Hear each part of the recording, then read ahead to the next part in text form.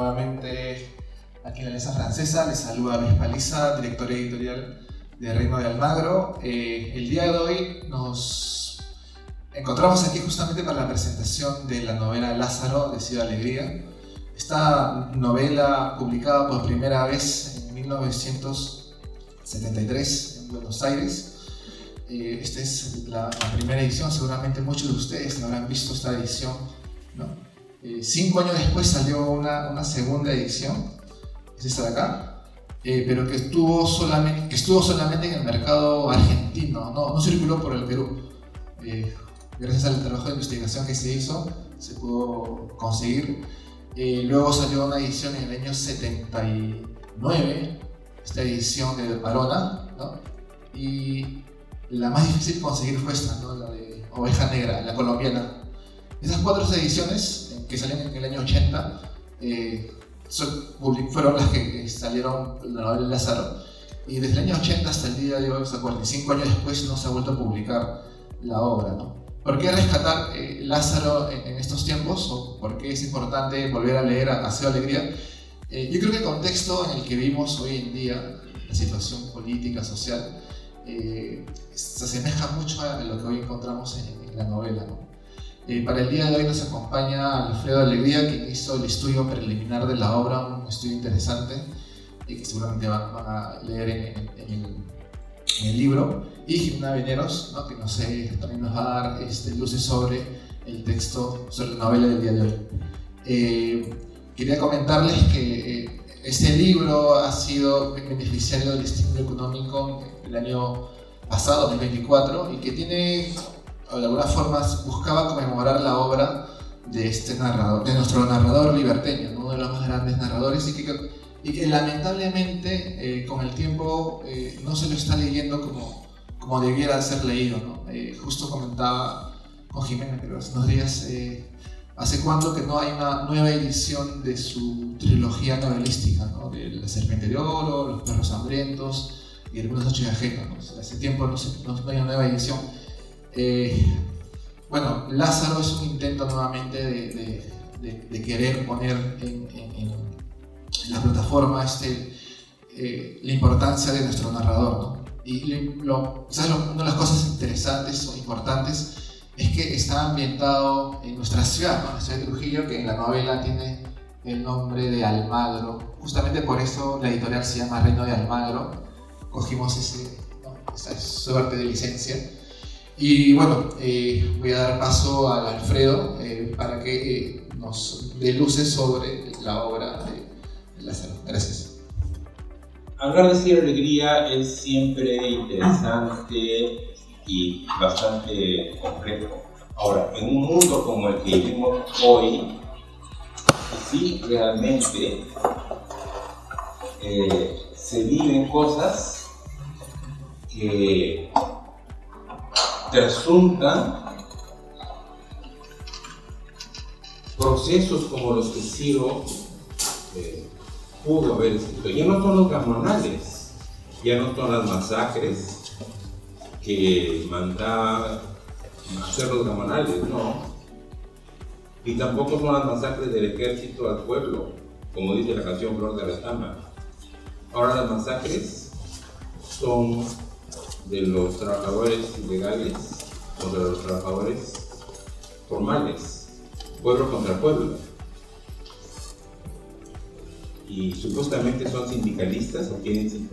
¿Qué tipo de sindicalistas son? Ese es el tema de Lázaro. El tema de Lázaro es que cuando el mundo Sánchez Ajeno termina, en el momento en que Maquicha, la esposa de Benito Castro, cuando él le dice, sangrando, ¿no? váyanse, ella mira desesperada, diciendo, ¿a dónde iremos? ¿A dónde? Y se va a la costa. O sea, el único sitio para poder vivir era la costa. Y ese es el tema de Lázaro. Ya no es en la tesis ideopolítica de la comunidad andina, como en el mundo de Sánchez Ajeno, sino que lo que va a hacer Ciro, o lo que quería hacer Ciro en Lázaro, es nuevamente una novela de tesis postulando una nueva organización política que sería el sindicato. Y la obra comienza precisamente por la huelga de los trabajadores de Lares, que es Hacienda Laredo, y todo el proceso trágico que sucede ahí en Venezuela. Proceso que se interrumpe en el momento en que va a comenzar la rebelión de 1962. Porque Lázaro realmente, si lo leemos tal como está allí, ¿no?, es un preámbulo a la Revolución de Julio de 1932 en Trujillo, ¿no? Pero el artista obviamente iba a tomar elementos de esto y los iba a ampliar, desarrollar y posiblemente entremezclar. Lo interesante de esta novela es que está escrito ya no en el lenguaje impresionista, grandioso, épico, lírico, que caracteriza, por ejemplo, al Mundo de Sánchez ajeno en gran parte, y sobre todo a Los perros hambrientos, o el lirismo y el colorismo de La serpiente de oro. Más bien, Lázaro es una épica completamente diferente. Es una épica descarnada, sola, triste, oscura. Así oscura como cuando lo mataron al ruso de Armonía 10, así, más o menos, ¿no? Así de oscura. Ese mundo trágico, horrible, de la muerte impredecible, de la traición y de la sombra, es el que transcurre en estas páginas. Y nosotros, que vivimos también en un momento de sombra y de traición, nos vamos a encontrar identificados allí. Yo conocí a Ciro desde niño, ¿no? Desde que tenía 7 años hasta los 15 años.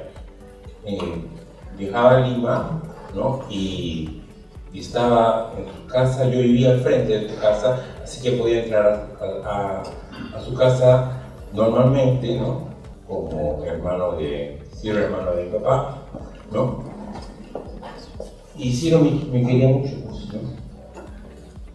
Y lo lamento, ¿no? Pero yo le digo Ciro, pues, o sea, porque ya ni le digo a mi tío Ciro, no, o sea, familiarmente le decimos Ciro. Pero él, desde que yo lo leí, porque lo leí antes de que él venga aquí, porque él llegó aquí en 1957,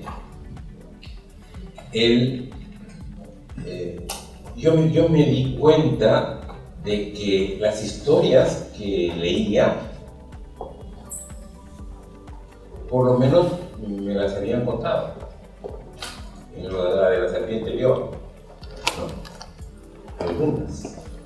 Muchas algunas de Los perros hambrientos, y ya cuando yo fui mayor, ya cuando a los 14 años comencé a leer El Mundo de Sánchez ajeno, y le decía también, estas son historias que sí he tomado de la familia. Bueno, eso es lo que hacen todos los escritores, ¿no? Por ejemplo, de García Márquez. A García Márquez creo que su mamá le dijo, ¿y cómo has podido escribir eso? Cuando escribió 100 años de soledad. ¿Qué cara le voy a poner ahora a mis amigas de la familia? Exactamente, mi abuelo, ¿no? En una carta lo regañó pues a Ciro diciéndole que no debió escribir estas cosas porque las personas todavía están vivas. Y así por el estilo, ¿no? Hay personajes de Ciro que, como el Firo Vázquez, que realmente existió, pero en las memorias que hizo su esposa, Dora Garona, están colocadas, pero tomándolas como si fueran reales, pero están noveladas por Ciro, porque Firo Vázquez es anterior, es un personaje anterior a Ciro, ¿no? Pero de eso no se trata, ¿no? Se trata de que esta novela es una historia americana del fuerte y el débil, del amor y del odio, de la violencia y la esperanza, de la agonía del existir al azar, del abatimiento y la resurrección, de la muerte y la vida. ¿No es eso lo que experimentamos hoy?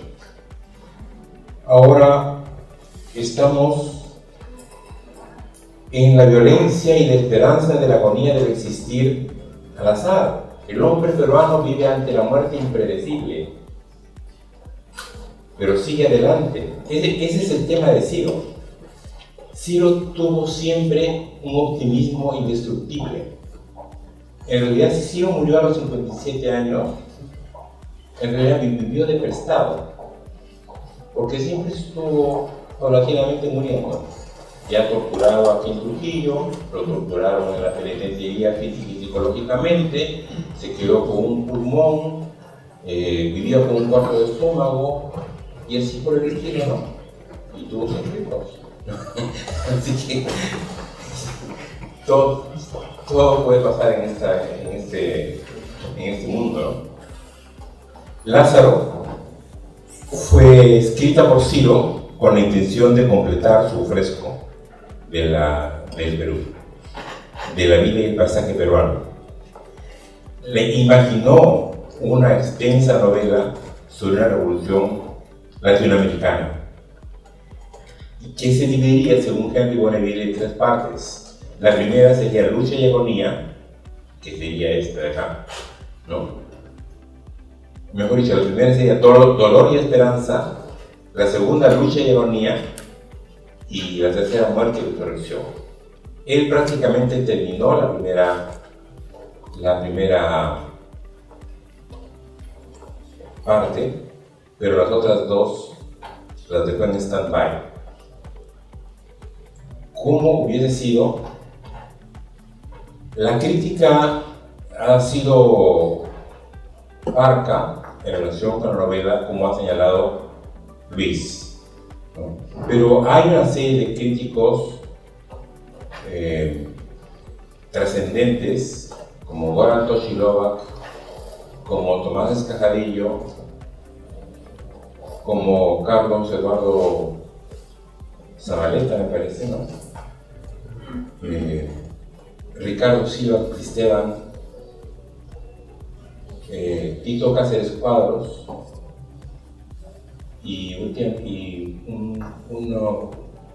uno muy interesante también de Fernando Velázquez, que habla sobre Ciro Alegría y el tema de su novela inconclusa, de su fragmento inconcluso realmente, porque si hubiera llegado a terminarla, hubiera sido su obra maestra.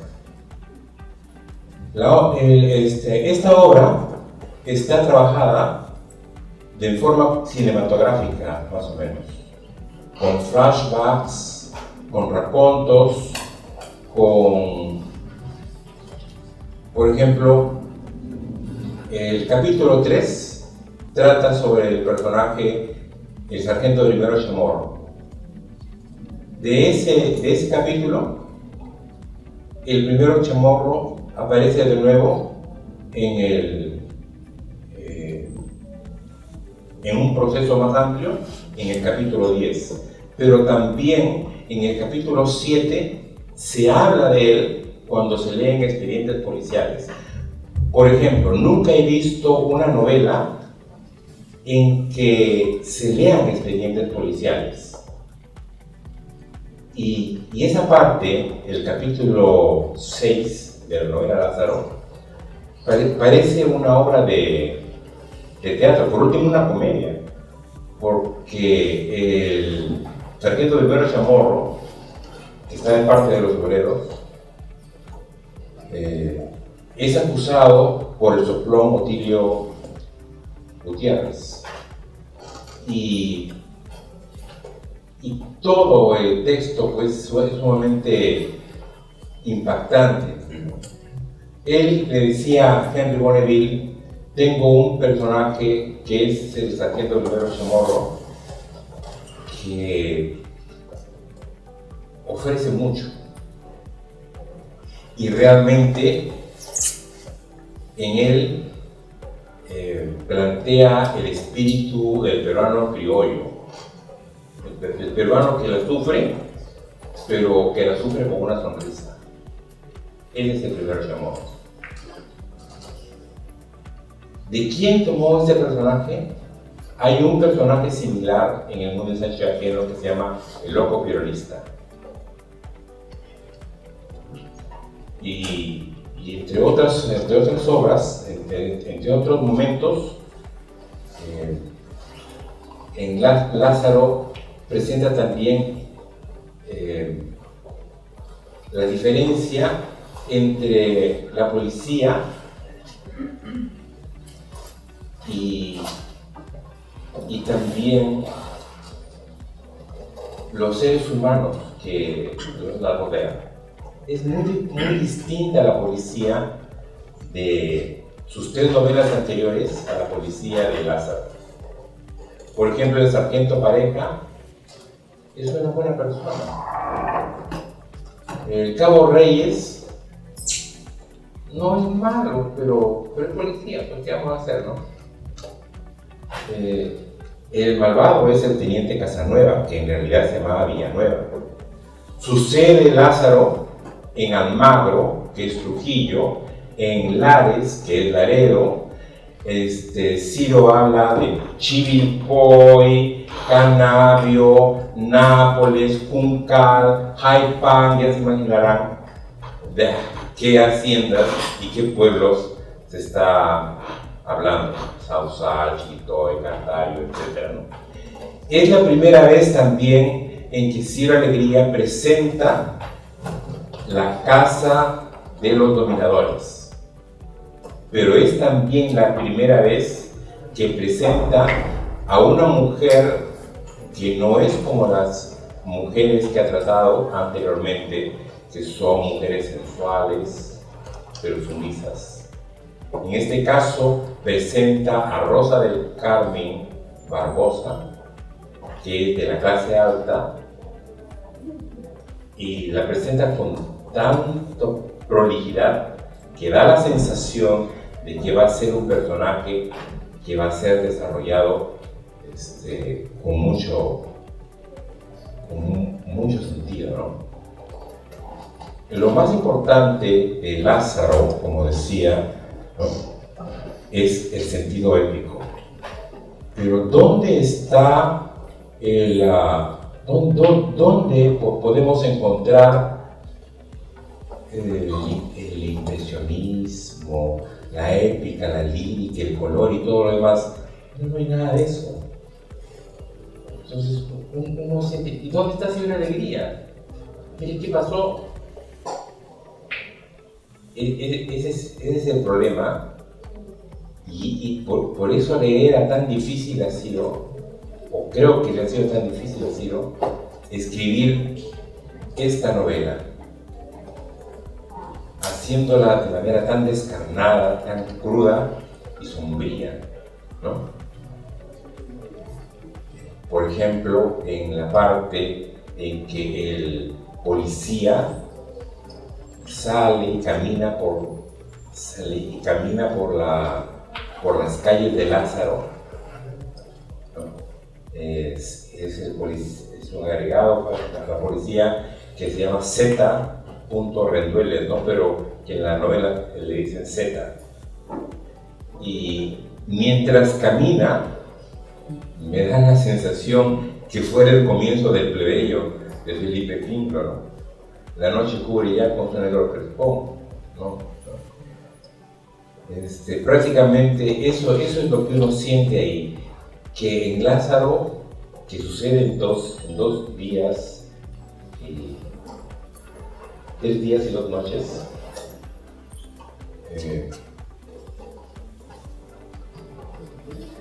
no hay otro elemento sino las calles polvorientas, el puesto de la Guardia Civil,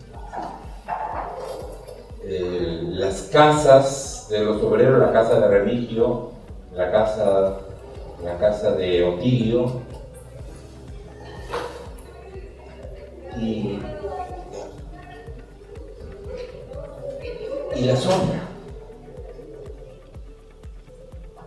Pero hay momentos claves, cruciales, extraordinarios, como el capítulo 7, en que el protagonista, que es Remigio Garmendia, que en realidad fue Remigio Esquivel, el que dirigió a los laredinos que tomaron las armas para la Revolución de Julio en 1932.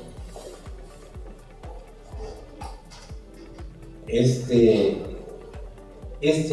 momento de la obra es el momento más colorista y estético, pero no es colorista y estético en el sentido de las montañas o del Ande, no, sino en el sentido de la belleza del paisaje del mar, solamente que presenta el mar chocando contra el cuerpo del pobre Remigio, que está en la senda llamada la sepultura. Pero Remigio nunca pierde la esperanza y se salva, y él siempre mira el lucero del alba.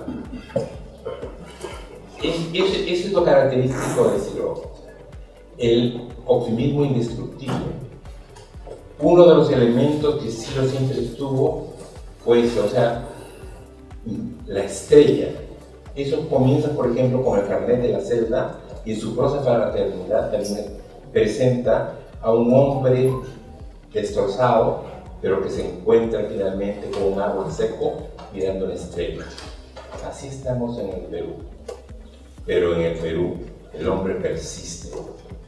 Y la tragedia del hombre peruano es la tragedia de un ser heroico que sigue el camino, aunque no tiene tiempo para pensar en que se mataron a la gente. No, tiene que vivir. ¿Por qué? Como dice Ciro, ¿no? Hay que vivir como es la vida. Eso está en la serpiente de oro. Sí, han de ser el río, son cosas duras, Señor. Le dicen, eso es parte de la serpiente de oro. Y este hecho se puede resumir también en el cantar de Nantuca,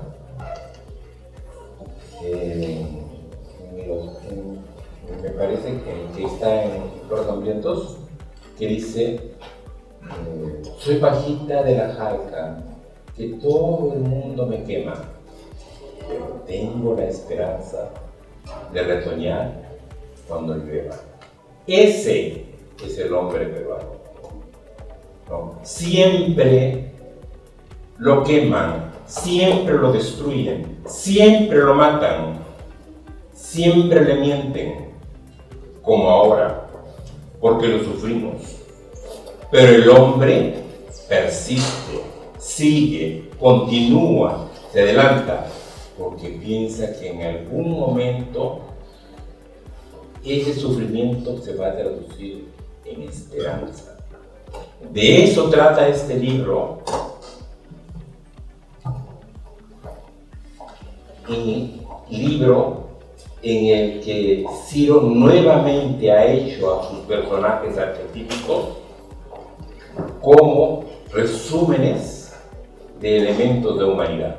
Cuando Luis me habla de este proyecto que es Lázaro como una edición conmemorativa, me llamó mucho la atención porque, bueno, yo estos últimos años vengo estudiando lo que es la criminalización de la protesta y los pueblos indígenas. Y me pareció muy interesante porque yo no había leído Lázaro. Entonces, yo me había quedado en lo que era La Serpiente de Oro, El Conde Santiago, Los Perros Hambrientos. Y como bien lo ha dicho Alfredo, en esas otras obras vemos a otro Ciro, ¿no? A un Ciro que tiene más, pues, majestuosidad, más paisajismo, etc. Mientras que Lázaro viene a ser una novela un poco más ligera, no tiene la misma densidad que las otras, pero a la vez es una novela muy dura, ¿no? Se desarrolla en un ambiente de un contexto histórico distinto, ¿no? Donde hay otra organización política, donde están los sindicatos, ¿no? Donde comienzan a surgir los sindicatos, sobre todo entre los trabajadores de las haciendas. Entonces, a mí me pareció muy interesante y sobre todo porque no es un mero rescate literario, un rescate nostálgico, sino que es para mí un ejercicio brutal de reconstrucción de la memoria, ¿no? Y en estos tiempos en los que es muy necesario hacer memoria de quiénes somos y de dónde venimos, ¿no? Ciro tiene el trabajo de representar en Lázaro la revalorización de un pueblo que, como su nombre lo dice, resucita, ¿no? Y a mí me llama mucho la atención porque hay en el libro partes en donde hay entrevistas a Ciro, hay una parte de investigación incluso, ¿no? Y en una de estas entrevistas le dicen, ¿no? ¿Por qué el título Lázaro? Y él responde, es que en esos momentos la vida humana está entregada al azar. Vivimos o morimos. Y a veces resucitamos, sin explicación posible.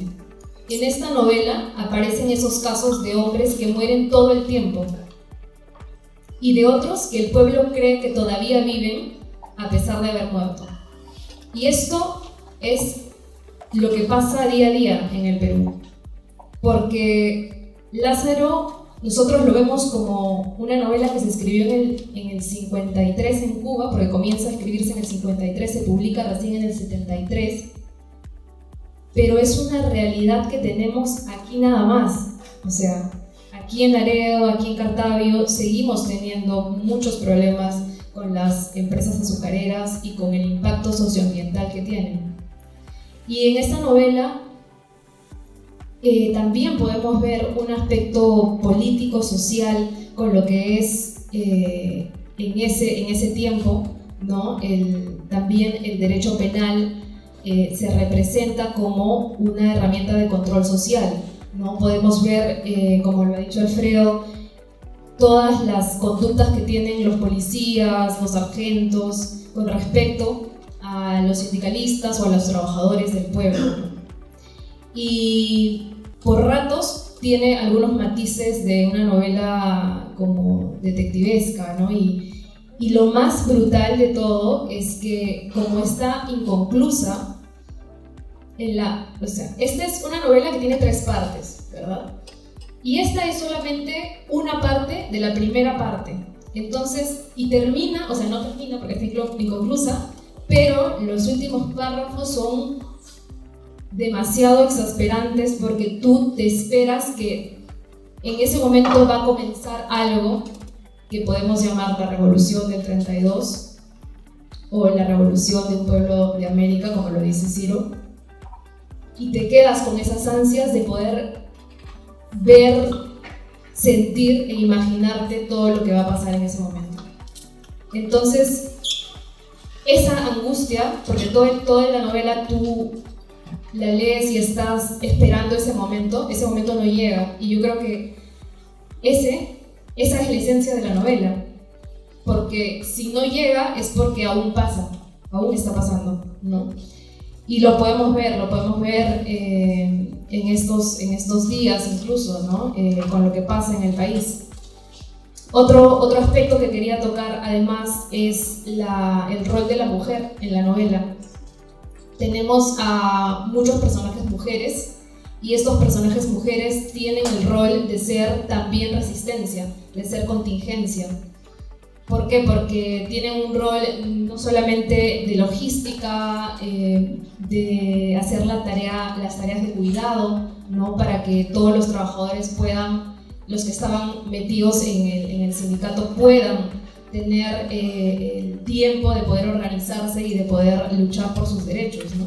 Y estos personajes me parece que están muy bien desarrollados en algún punto, porque es la primera parte, como les digo, pero Ciro refleja en cada una de las mujeres características muy diferentes, ¿no? Como lo dijo Alfredo, en Rosa del Carmen es una mujer de clase social, digamos, alta, ¿no? Privilegiada, pero tenemos también a las esposas de los sindicalistas, a las hijas de los sindicalistas, tenemos también a una madre que tiene un hijo con una persona que es como el soplón, ¿no?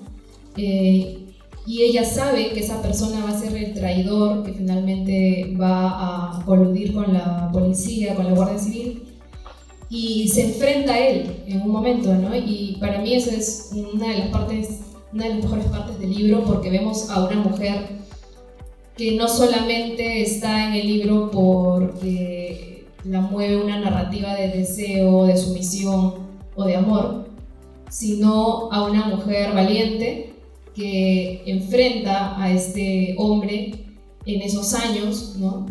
Y a pesar de que sabe que ese hombre la va a golpear, lo enfrenta para decirle la verdad en su cara. Y me pareció muy, muy brutal. Entonces, me parece que este proyecto de Lázaro, que es un libro inconcluso, pero además se ha hecho este trabajo de poder resucitarlo y poder volverlo a traer en esta edición que no solamente, repito, tiene la novela, sino que tiene investigaciones previas que están aquí en el libro, que tiene entrevistas y que tiene todo este trabajo. Creo que me parece que es una novela que es necesaria y que es realmente un honor que podamos tenerla de vuelta en este estilo. Por información, soy historiador, un poco por ahí el tema de la novela y dónde está ambientado. Yo me he basado mucho para ser parte de esta investigación de este libro de Marta Gisek, ¿no? La insurrección de Trujillo. Es un libro, creo, vital para comprender la novela y también para comprender la historia de nuestra sociedad. Marta Gisek hace pues una evaluación de fuentes y distingue, ¿no?, la historiografía aprista con la historiografía, de especialistas sobre movimientos sociales, incluso ella misma, ¿no? Este libro incluso es su tesis doctoral, que fue pues, asesorada por Eric Hobsbawm, que es el historiador del siglo XX, ¿no? Entonces, un poco que ella revela lo que se denomina la historia total, ¿no? De todos los aspectos. ¿En qué sentido? Porque muchas veces se cree que la Revolución del 32 es un hecho aislado, ¿no? Pero no, sino que viene ya de una larga data, ¿no? Desde 1912 ya había manifestaciones, huelgas en las haciendas del norte, ¿no? Y ya había discursos sindicalistas ligados al anarquismo. Entonces no es que haya surgido de la nada o que haya sido un evento abrupto, sino que ya tenía pues antecedentes para que ocurriera este evento, ¿no? Ahora, también hay una narrativa de que si fue exclusivamente aprista o no. Y bueno, Gisek desmitifica eso, ¿no? Ella reflexiona y compara las fuentes y dice, ya había organizaciones que no eran apristas, ¿no? eran organizaciones sindicalistas que participaban en la revuelta, que sí, te podían tener cierta cercanía con algunos líderes, pero no lo era exclusivamente. Y otro punto era que ella menciona cuando hace las entrevistas, porque también entrevista a algunos sobrevivientes, que iba más allá del discurso, ¿no? Y la prueba clara era que cuando toman la ciudad de Trujillo, o sea, hacen la revolución, toman la ciudad de Trujillo, no saben qué hacer. O sea, hacen la revolución y luego se quedan ahí. O sea, esperando que otras ciudades también se levantaran. No ocurre eso. O sea, no expropiaron las haciendas, no dieron las tierras a los obreros y los campesinos, no hicieron nada de eso. Esperaron, incluso mandaron una carta, ¿no? Pidiendo que el gobierno, ¿no? Les hiciera caso a sus reclamos, cosa que no iba a suceder, ¿no? Y el gobierno respondió de la peor manera, ¿no? Mandó el ejército por tierra, mar y aire, ¿no? Entonces esa fue la respuesta que tomó el gobierno de Sánchez Cerro.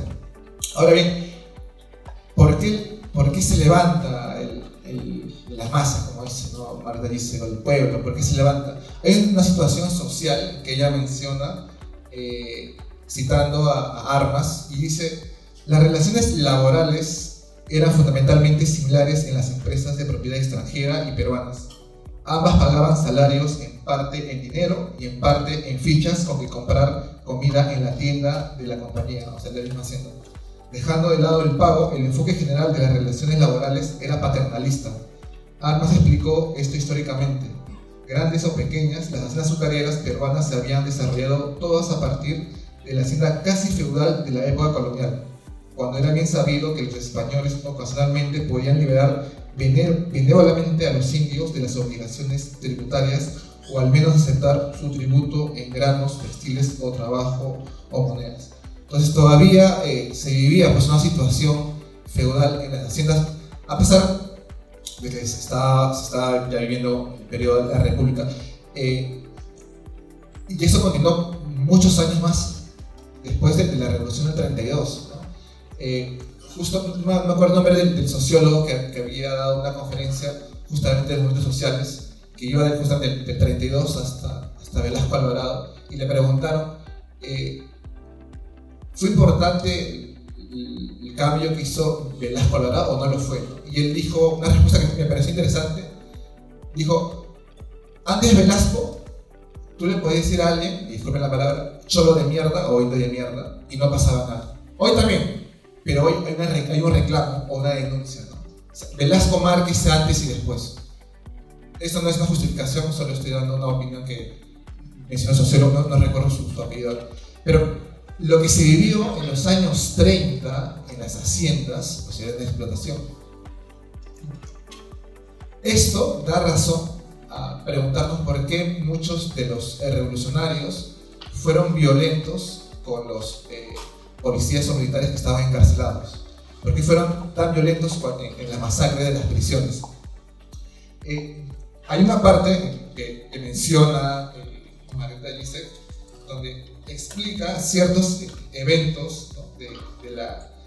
de la revuelta, ¿no? ¿Cuántos participaron? Hay mucho mito también de cuántas personas tomaron el cuartel de Donovan. Se ignora cuánta gente marchó sobre la ciudad. Estrictamente hablando, los revolucionarios que tomaron parte en el asalto deben haber sido entre 150 y 200. Pero rápidamente se les unió gran número de personas, entre ellas mujeres, niños y mirones impresionados por el tamaño de la multitud, el oleaje de ciudadanos, la enorme multitud que avanzaba como un rodillo. Eso se menciona porque cuando les comentaba, tomaron la ciudad, ¿qué se hizo? Bueno, y vencieron a algunos militares.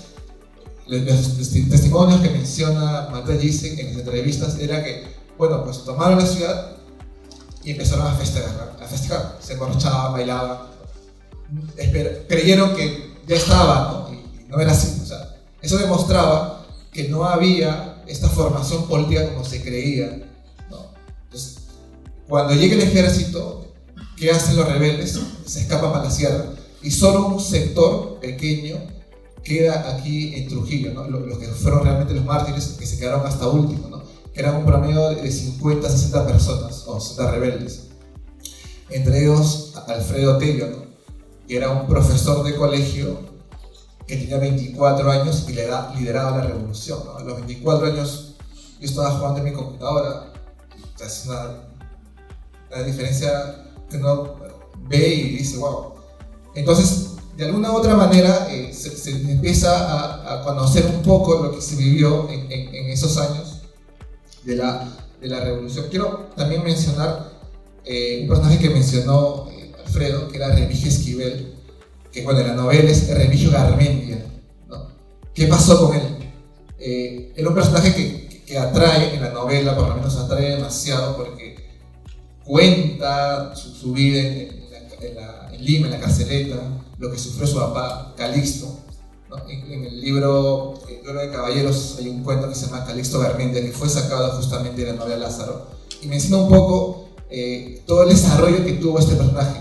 Realmente Remigio Esquivel es un personaje real, sí existió, y lo interesante fue que él cayó herido, ¿no? En el camino que hicieron al escapar de Trujillo a la sierra, y lo llevaron al hospital Belén. Cuando ya el ejército toma la ciudad o recupera la ciudad, los militares van al hospital Belén, sacan a todos los heridos y pues los fusilan. Los fusilan en Mansiche en principio y luego en Chanchán. Hay testimonios donde mencionan que fusilaban al día entre 150 y 200 personas, y hay incluso una obra de teatro, ¿no? Que está en el archivo agrario, donde dos soldados hablan de que estaban cansados de fusilar tantos rebeldes, y le dicen a su jefe, ¿no? ¿Es que acaso ellos no son cristianos y no merecen el perdón? Entonces hay una situación ahí grave, ¿no? Entonces, como fusilaban tantos en Mansiche, que no podían enterrarlos. O sea, eran demasiados muertos y se van hasta Chanchán para enterrarlos allá, ¿no? Dispararlos allá. Las descripciones que se hace, ¿no? de estos fusilamientos y estos acontecimientos es fuerte. Y la novela de alguna forma te expone las razones, ¿no? Hay una parte, digamos, racial que Ciro en la novela sutilmente menciona, es justamente el personaje de esta hija de hacendados. Está con Remigio Esquivel conversando, y en eso entra la abuela de esta jovencita, y dice algo muy, muy interesante, porque sí, claro, acá, de los blancos, ¿no? Sí. Un momentito que tengo la página, se me ha pasado. Sí, aquí está. Le dice, ojalá que tu marido no sea un hombre malo. Es blanco después de todo. Aunque no me gustan ni los blancos que se acholan, ni los cholos que se agendan. Nunca he tragado a Rosales por eso. Cada uno en su sitio. Y a esta Rosita va por mal camino. Mi sala, Rosita, no me la abras sino para recibir gentes. Le dice eso cuando ella está conversando, ¿no? con un obrero, con Remigio Esquivel, ¿no?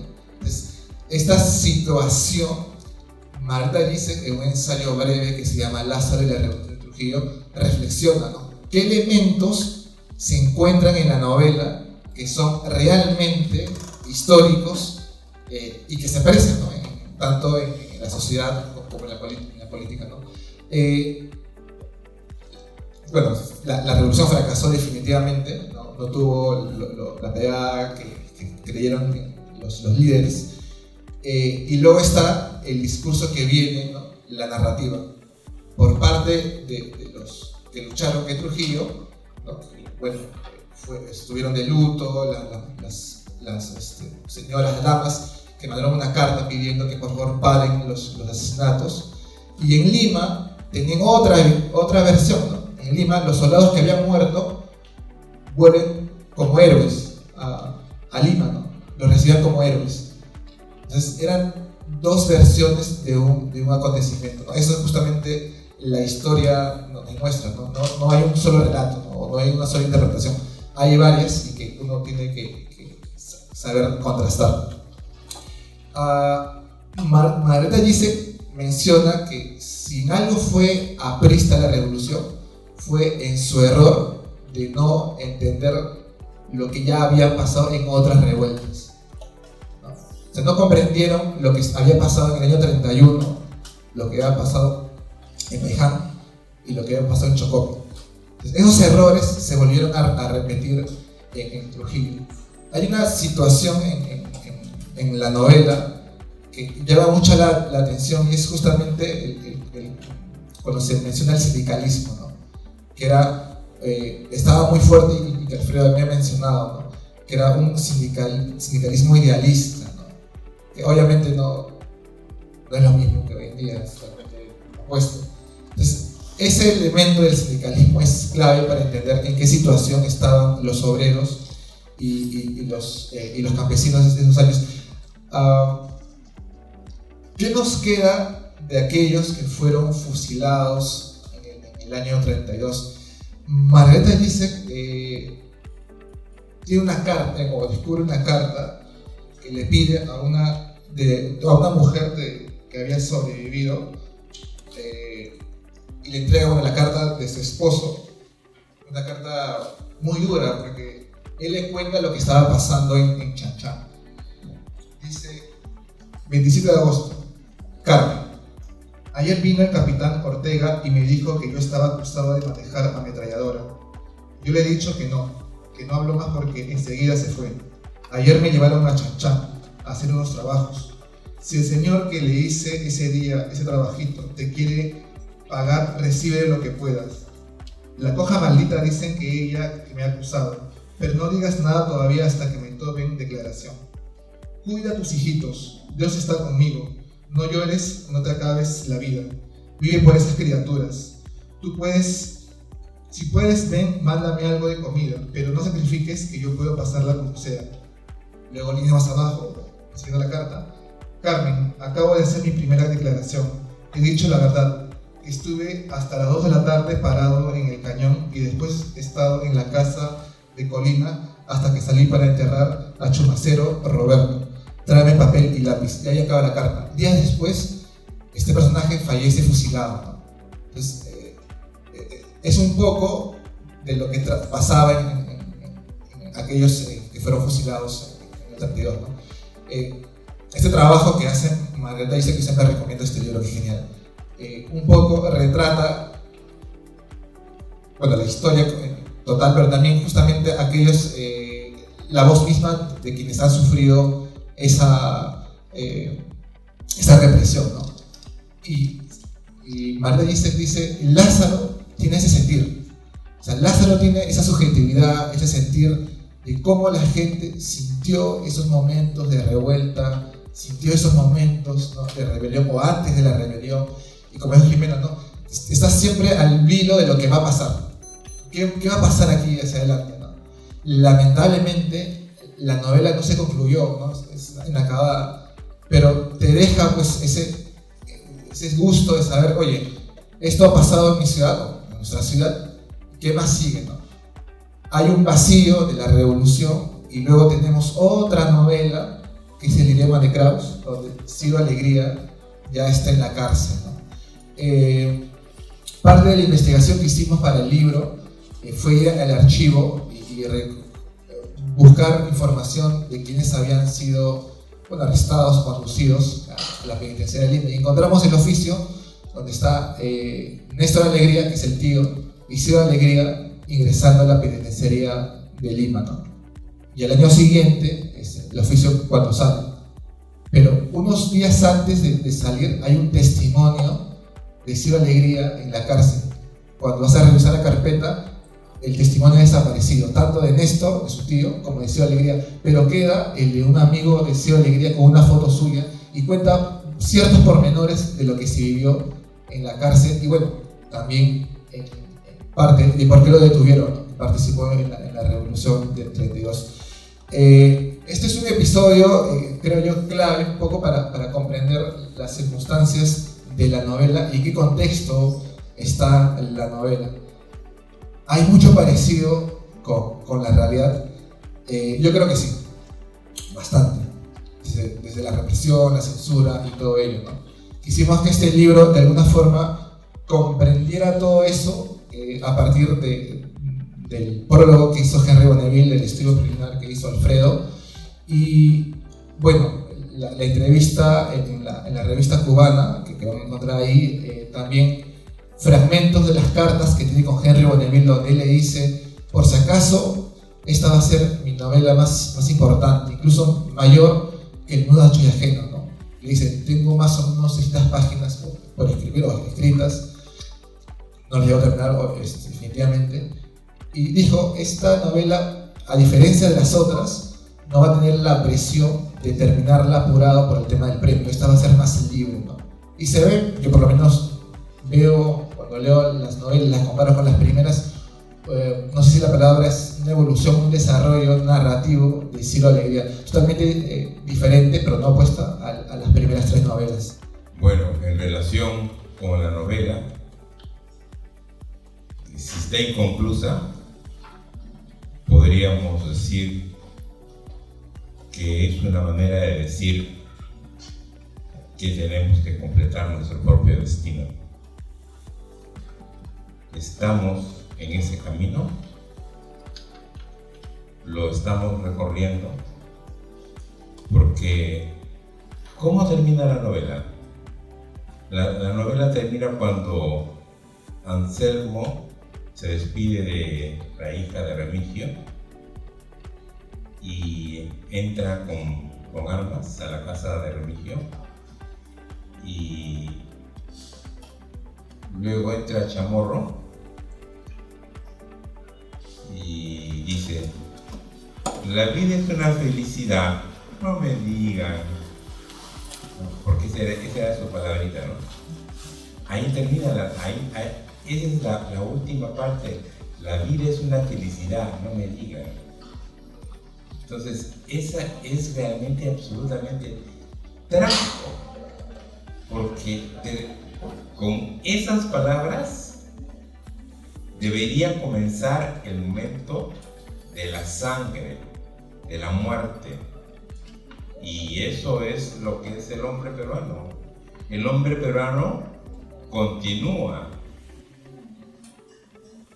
Ante la vida dice, sí, pues, la vida es una felicidad, pero ¿qué vamos a hacer? Pues, aquí estamos, aquí vivimos, aquí seguiremos y persistiremos.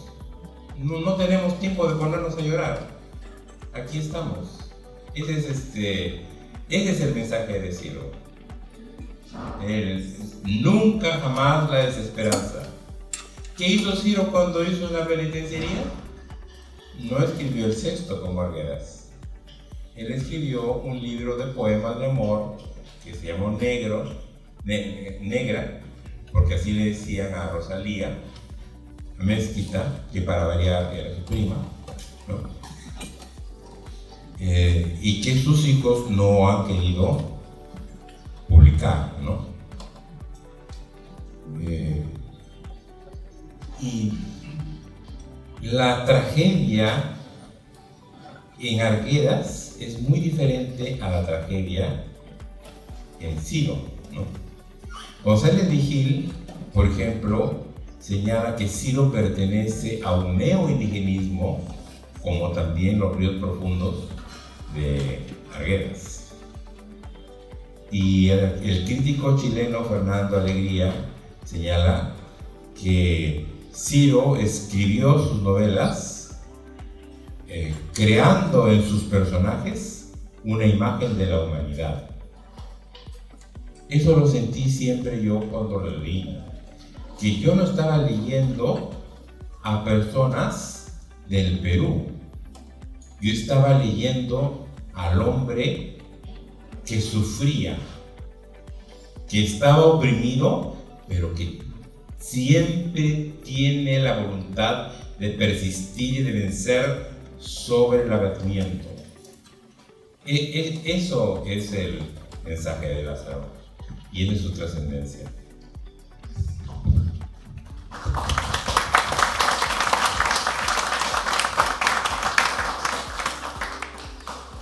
Bueno, yo solamente quería finalizar leyendo este pequeño extracto de lo que dice Ciro cuando lo están entrevistando.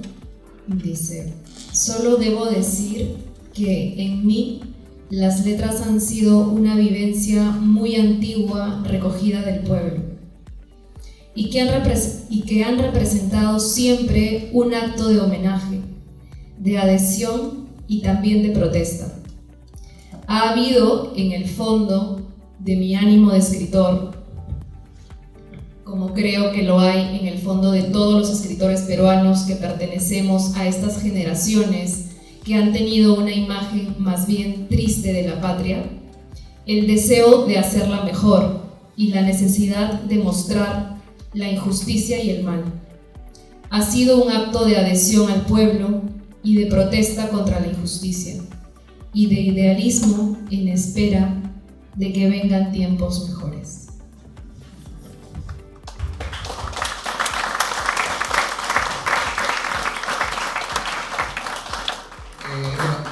Para concluir, quería comentarles que el libro incluye pues, una especie documental que se le agregó para de alguna forma poner en contexto la obra. Es las cartas, bueno, cierta correspondencia que tiene con Henry Bonneville, la entrevista que tiene en La Habana en el año 54, el testimonio que tiene Ciro Alegría, o una intervención que tiene Ciro Alegría en el encuentro de narradores en Arequipa en el año 65.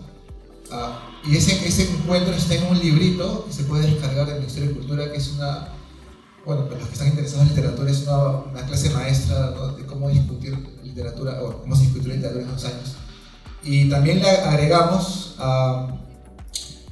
un testimonio que hace Magda Portal, ¿no? ¿Por qué?